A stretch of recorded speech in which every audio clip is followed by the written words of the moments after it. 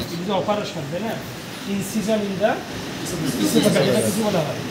Incision in the oesophagus, এটাকে বলা হয় ইসোফ্যাগোটমি। Any incision in the esophagus that is called esophagotomy. Ruminectomy. Any incision in the rumen that is called ruminectomy. এরকমই তো বলা হয়, তাই না? Esophagotomy, ruminectomy. Incision in the esophagus that is called esophagotomy. এই তো নাকি? আচ্ছা, এখন esophagotomy হয়, we need to do esophagotomy because obstruction, choking যেটাকে বলা হয়, তাই না? esophageal obstruction বলা হয় বা choking বলা হয়, চোখ esophageal, যেমন যদি কোনো ফরেন পার্টিকেল সোয়ালো করে এবং সোয়ালিংয়ের সময় যদি এটা অবস্ট্রাকশন হয়, আটকে যায়, এটাকে চোকিং বলা হয়। কদিন আগে তুমি হাসপাতাল থেকে আসছে, কি জন্য বললো? কদিন আগে আসছিল একটা কেস, এটা একটা কেস আসছে esophageal। সেক্ষেত্রে আমাদের ফার্স্ট যেটা ট্রাই করতে হয়, ইসোফেগাস তুমি কারেকশন জন্য প্রথমে কী করতে হয়? এখানে কী করছো?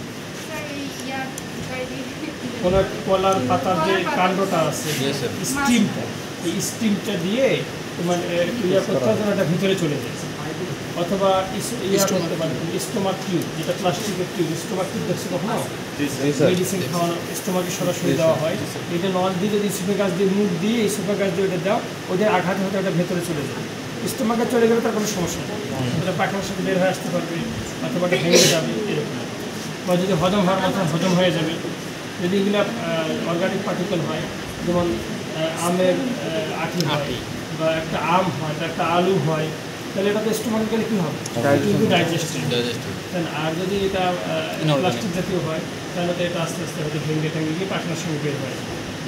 কিন্তু তাহলে আমরা প্রথমে চেষ্টা করবো এটাকে কোনো কিছু দিয়ে এটাকে ইয়া দিয়ে পুশ করে স্টোমাকে নেওয়ার জন্য।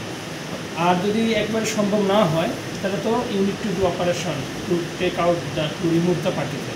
In that case you need to do esophagotomy, তাই না?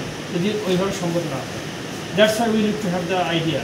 But esophagotomy and its suture technique, it is a matter of surgery. But we will show you the anatomical structures involved in the esophagotomy.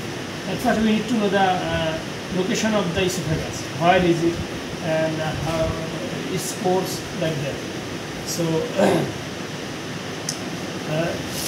this is trachea. It is trachea, like that. This is trachea.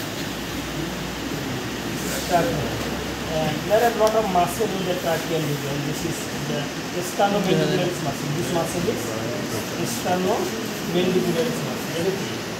Sternomandibularis muscle. And this is actually esophagus. It is a lumen. It is esophagus. Muscle what is